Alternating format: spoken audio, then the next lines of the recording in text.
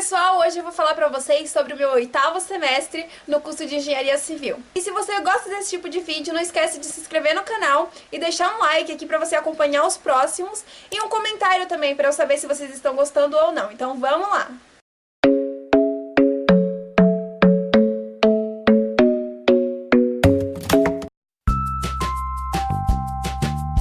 Nesse 8º semestre, eu tive as matérias envolvidas com estrutura. No 8º e no 9º, eu tive matérias de estrutura, mas nesse 8º foi mais uma introdução do que era estrutura, como que a gente não sabia nada, né? A gente era meio que leigo, a gente tinha uma ideia porque a gente pesquisava já quando fazia os outros projetos, mas esse era mais uma introdução nesse semestre.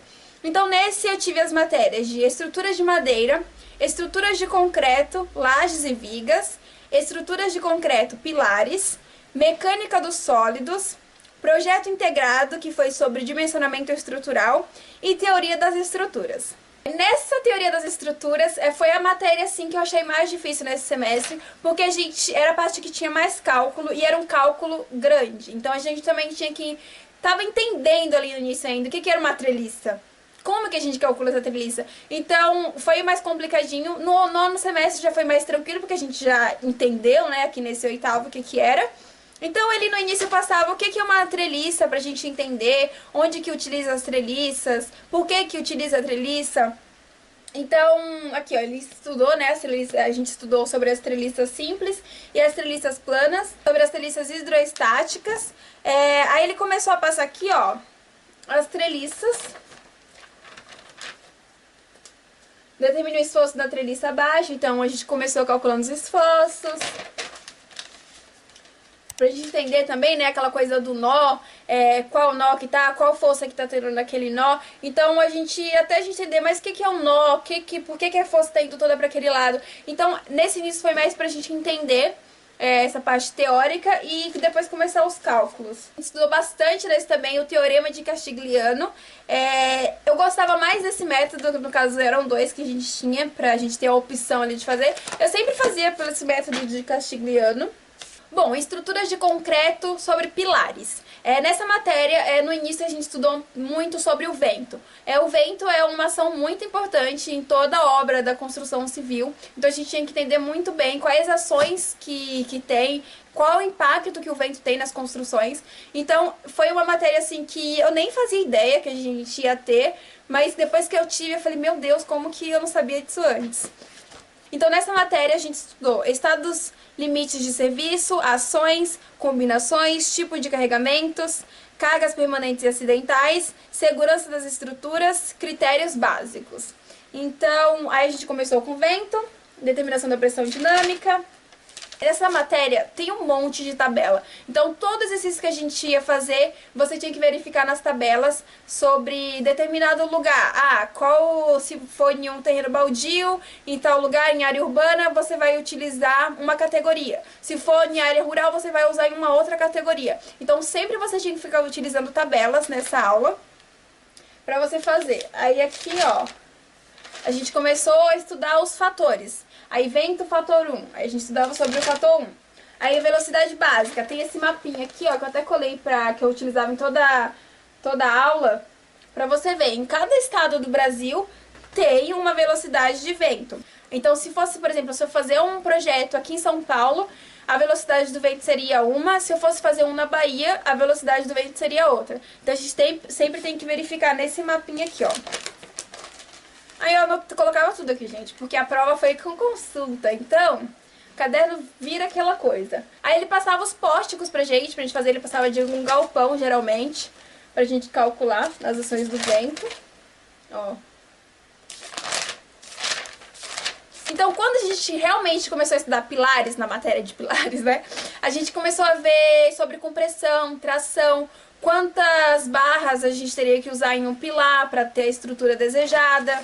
Então a gente sempre fazia aqui, ó, pra fazer a conta, a gente fazia essa conta aqui, era bem grande essa conta, ela é bem grande essa conta, então a gente tem que ter um momento mínimo, aí tem que ficar adotando bastante coisa, então tem que ir em tabelinha, adotar, momentos de segunda ordem, excentricidades, aí a gente calcula a armadura. Aí a gente tem que olhar em um ábaco depois que a gente calcula a armadura. O detalhamento, para saber quantas barras a gente vai usar e de qual diâmetro que a gente vai usar no pilar. Então, pra gente saber qual armadura vai utilizar, a gente tem que fazer toda essa continha aqui. Quantidade de estribos que deveria utilizar na armadura, como que é esse estribo também, porque antes dessa matéria eu nem sabia o que era um estribo, então eles no início dão uma teoria, uma parte teórica, fica tranquilo, e depois ele começa a explicar como que você calcula para saber a quantidade que vai usar, qual que vai usar, então é bem tranquilo. Agora, estruturas de concreto, de lajes e vigas. Era uma outra, eles separaram essas matérias para ficar mais explicadinho, pra gente ver mais detalhado. Então, nessa matéria, era o Kennedy. Nossa, eu amava esse professor. Ele era bem legal, só que as provas dele eram bem difíceis. A gente viu a parte das normas, né? Nesse início a gente viu bastante norma. Tipo, do cimento, de endurecimento rápido, cimento de endurecimento lento, os agregados. A gente teve uma revisão, né? Porque a gente já estudou agregados antes. Mas aí ele deu uma revisãozinha pra gente lembrar os tipos de brita. Aí concreto estrutural, concreto armado, o que o concreto armado precisa ter. As desvantagens do concreto armado. Então a gente começou aqui nesse semestre já a ver um pouquinho de concreto armado também. Pra que utiliza concreto armado? Porque no nono que eu fui ter mesmo concreto armado pra fazer os cálculos, nesse ele tava passando só por cima falando pra começar a calcular lajes e vigas. Então ele começou a passar tipo plantas pra gente pra calcular, pra pré-dimensionar no caso, né? Uma planta de forma para o pavimento a seguir. Então ele passava o pavimento, quantos pavimentos teriam, ele tinha que considerar a alvenaria interna, a alvenaria externa, aí ele dava o FCK, o cobrimento, então a gente calculava. E aqui era o cálculo, ó.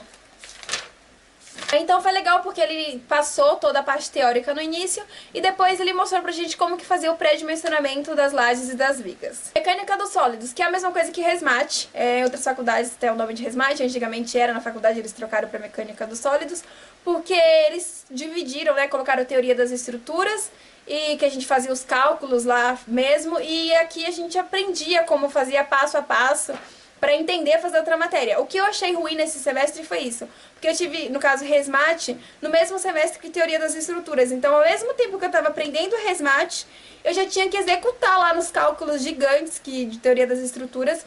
Então, foi meio complicadinho isso. Então, a gente tinha que estudar bastante essa matéria aqui pra entender a outra. Então, é uma ligada na outra.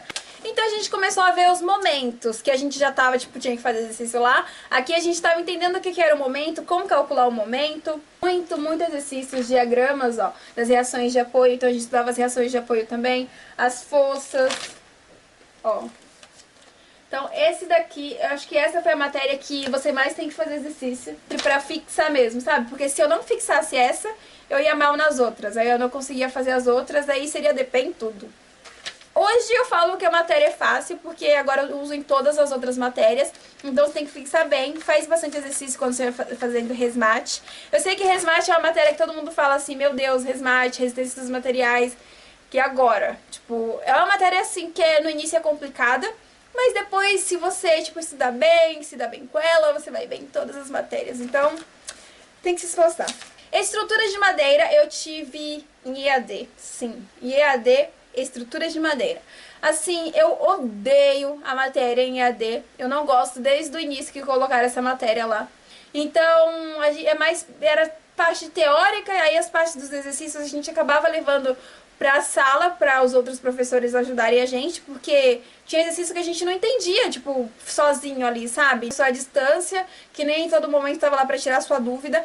Então, a gente levava esses exercícios de estruturas de madeira pros professores, porque os outros também eram tudo de estrutura, então acabou que ajudou. E o projeto integrado nesse semestre foi sobre dimensionamento estrutural. A gente tinha que fazer um prédio e cada grupo fazia um específico. Aí o meu grupo ficou com uma escola. Sim, a gente teve a bendita sorte de pegar a escola. Porque assim, a nossa estrutura foi um pouquinho mais complicada. Por exemplo, se alguém tivesse pegado uma residência, como tinha lá o projeto de residência de 2 andares. O nosso não, o nosso era uma escola que tinha que ter vários andares e tem toda uma carga acidental, tem que ver, por exemplo, tem biblioteca, então a gente tem um cálculo bem maior para fazer, então foi mais complicadinho por isso, mas eu gostei porque a gente viu ali, a gente sofreu no semestre pra fazer isso, viu? Porque era todo momento ali fazendo cálculo, cálculo, cálculo. Eles queriam tudo, gente. No memorial de cálculo tem que ir continha por continha que você fez para chegar em um resultado ali da estrutura, qual o pilar, qual a dimensão do pilar que você usou, qual a viga que você usou. Então, tudo que a gente aprendeu as matérias tinha que ter nesse projeto. Mas eu gosto desses projetos da faculdade da Uninove, porque, quem não sabe, eu faço na Uninove, tá, gente? Porque a gente coloca em prática aquilo que a gente tá fazendo no semestre. A gente não só faz as matérias para tentar passar, não. A gente tem que aprender de verdade pra gente colocar ali e fazer o projeto, porque o projeto é uma matéria também, que se você não fizer o projeto, não ir bem no projeto, você pega DP e tem que fazer depois. E falando de DP, graças a Deus, não peguei nenhuma até hoje e pretendo terminar a faculdade sem pegar nenhuma. Amém. Bom, e no meu estágio, nesse 8º semestre, eu fiz bastante coisa. O meu chefe, ele levou eu e os outros estagiários para visitar a construção de uma penitenciária. Então, foi incrível, porque foram 2, na verdade. Então, cada uma estava em uma etapa da obra. Então, em uma a gente viu mais a parte de estrutura, as contenções ali moldadas em loco, então foi muito legal. Além da gente ver a obra e tudo mais, a gente pôde ver também como que é uma penitenciária, né? Porque quanto da minha vida que eu vou ir em um presídio? Espero que nunca mais. Mas só se for pra construir, né? Quem sabe? Mas eu achei incrível. A gente foi em 2, no caso, como eu falei. Em uma tava mais avançado, então a gente ia ver como já tava quase pronta. E na outra tava em um processo mais lento. Então foi muito legal. A gente foi em um sábado, porque eu faço estágio de segunda a sexta. Aí a gente foi em um sábado, passou o dia inteiro, que é um pouquinho longe. E foi incrível essa experiência. E também toda a obra ali, a reforma que o meu chefe tá fazendo nos prédios da prefeitura, ele leva a gente pra gente ver como que é, pra não ficar só no escritório, sabe? Mexendo com documento. Porque ele vê que é importante a gente ir nas obras e nas reformas pra gente aprender. Porque na faculdade a gente aprende o teórico, gente. Você não vai sair de lá sabendo tudo. Você tem que correr atrás, estágio. Sozinho também em casa pra você aprender. Porque na faculdade você sai, tipo, de 100% do que você tem que saber das coisas, você sai de lá aprendendo 50 e olhe lá. Você só aprende na obra. Então é isso, já falei demais desse semestre. Espero que vocês tenham gostado. E lembrando, se você gosta desse tipo de vídeo, não esquece de deixar um like, se inscrever no canal e deixar um comentário pra me incentivar a trazer mais vídeos como esse. Então até o próximo.